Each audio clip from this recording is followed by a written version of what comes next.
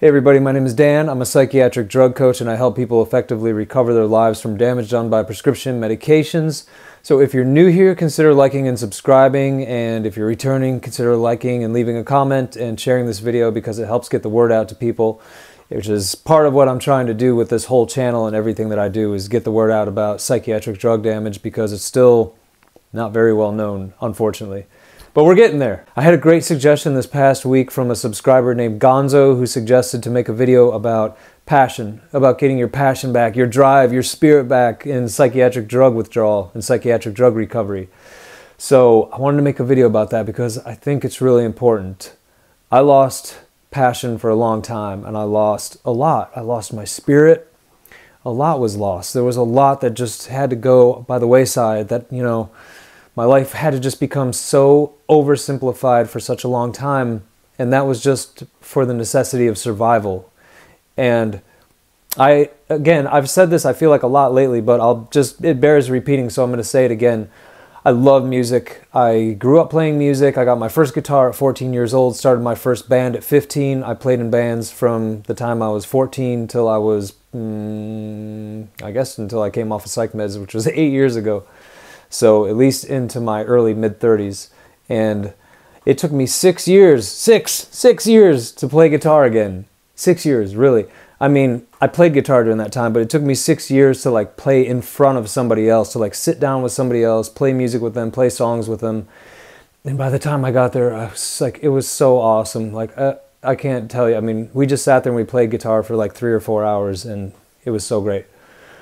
But it's not that my passion was gone that entire time, but a lot of it was. A lot of the drive, a lot of the passion, a lot of my zeal, my zest for life. It's I felt like I was living behind this curtain, and I wanted to live life. I wanted to get out there. I wanted to go do this stuff. I wanted to get back into it. And some things I'm lucky I was able to start, and I did start, and I did get back to, but a lot of things I couldn't. A lot of things I had to wait. And so it was this waiting game for a lot of my passion to come back. And that was just by virtue of my nervous system healing, honestly.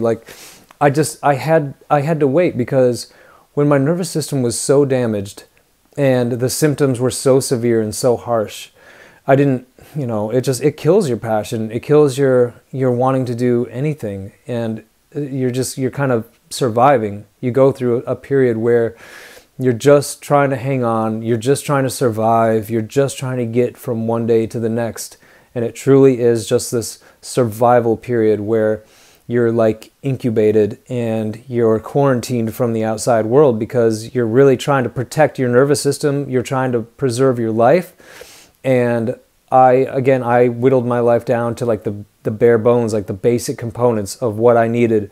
Meaning it was for a long time, it was just Dan, get up, have something to eat, try to go for a walk, go to a meeting if you can, and, go to your part-time job, come home, be with family. And, it wasn't this time where I was trying to build for the future or plan for my family's, well-being or retirement or something. That wasn't there. It was just survival. I was in survival mode, and I know a lot of you are still there right now, and my heart goes out to you because I know how hard it is. I know what you have to put on the back burner. I know what you have to set aside to go through this and to just be in that survival mode day after day, and it feels relentless, and the symptoms feel like they're not letting up, and you're just holy crap, I can't do this anymore. And I get that. I know how that feels, and God, it's hard. It's so hard when you're in that phase of your recovery and you're going through it, or if you're tapering and you're going through it right now.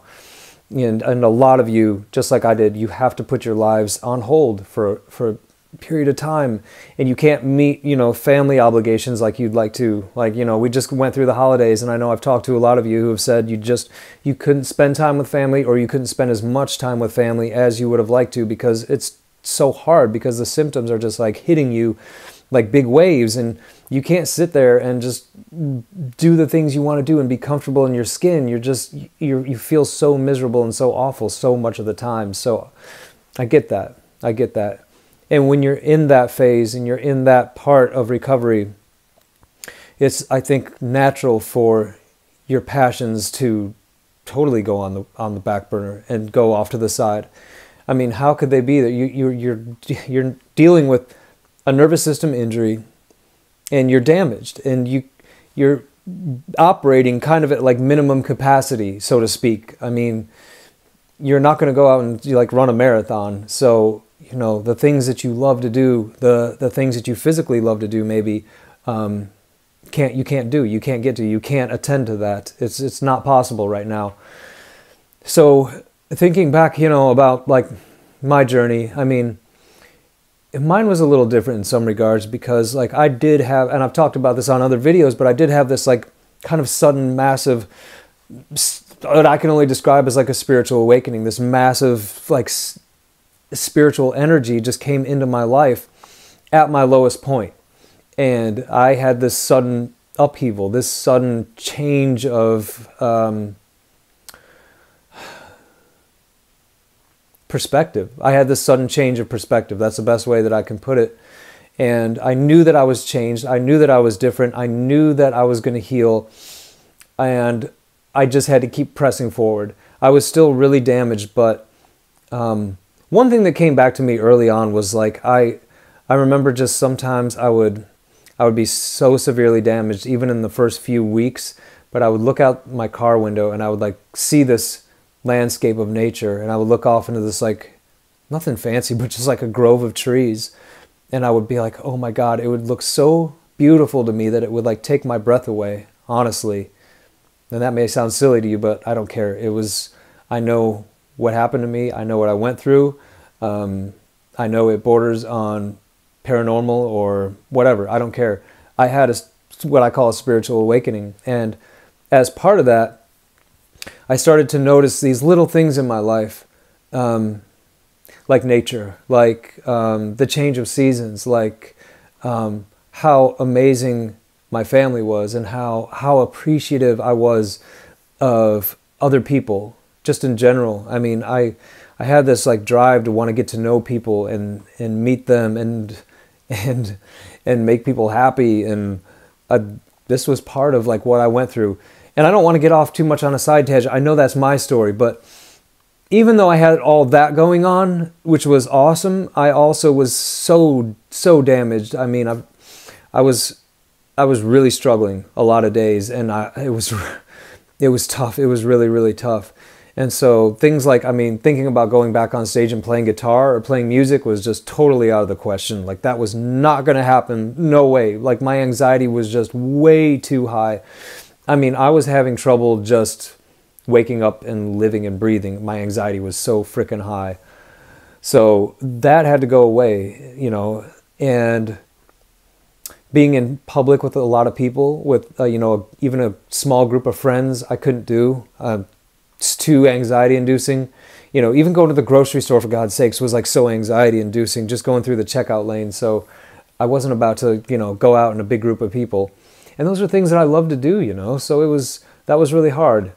And, you know, just being so brain damaged through this process, my emotions were all over the place. I mean, your emotions are so skewed, you know, you're dampened for a long time, where like you really can't feel deep feelings. I mean, your emotions such as like joy are really dampened potentially for a long time.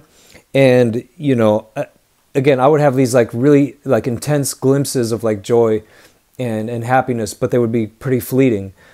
And, you know, peace, like it was there in like little chunks, but, you know, especially when I would have windows, but any like real feeling of lasting, like continual joy was kind of elusive to me. And a lot of times I was just like, I felt stupid. Like I couldn't talk. I couldn't, you know, put things into words well. I couldn't articulate myself well. I felt like when I talked to people, it was really, really hard. And, you know, because again, my anxiety was so high, and it was really so hard to like have a conversation that a lot of times I would just kind of like stand there like a deer in headlights and feel really dumb. And that was hard, you know, because, you know, that affects your self-esteem, affects the way you feel about yourself. It affects how you perceive yourself in public and dealing with other people.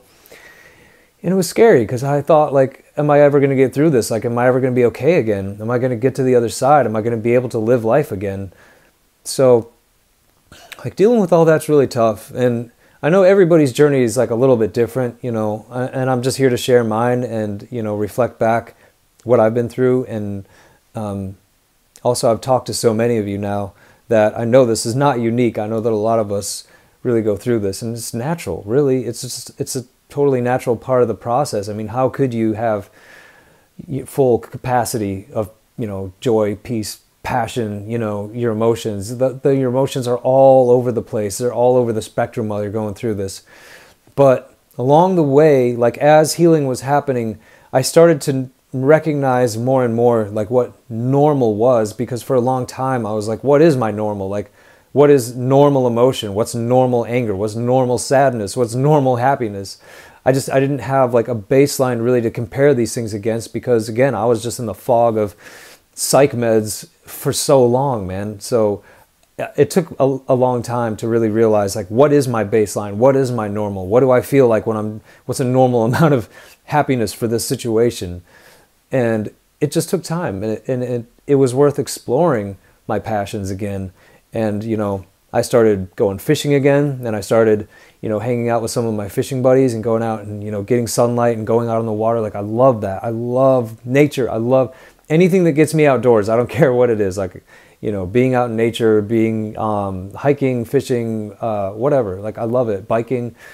So, you know, I encourage you, like, as you feel ready to get back into like those things that you love again. And it might be slowly, like, again, not to like beat this point to death, but it took me 6 years to play guitar with somebody else. So, you know, some of these things come back slow, and, you know, it might be the case for you too with some of the things that you love, but passion does return as your body heals, as your brain heals, as the nervous system calms down. You'll start to get it back. You'll start to realize what your baseline is. You'll start to feel better again. But some of us, it takes different amounts of time. So please don't compare your story to anyone else's. Don't compare it to mine. Your journey is your own journey. So focus on that. Focus on your own healing. You're going to be all right. You're going to get through it. I know it sucks for so many of you right now. I know, my heart goes out to you. I hope this video was helpful. Gonzo, thanks again for the topic. I love that topic. I hope I did it some justice. I feel like I could talk a long time about this, but just to speak briefly about passion returning and just kind of emotions in general, I hope that this video was helpful. So if you're looking for coaching, visit the description box underneath this video, where you can find links to my coaching. You can go to my website, philosophicalfishing.com. If you haven't already done so, jump over to Instagram, where there's a cool community that's kind of being built up. So I love you guys. I'll see you in the next video.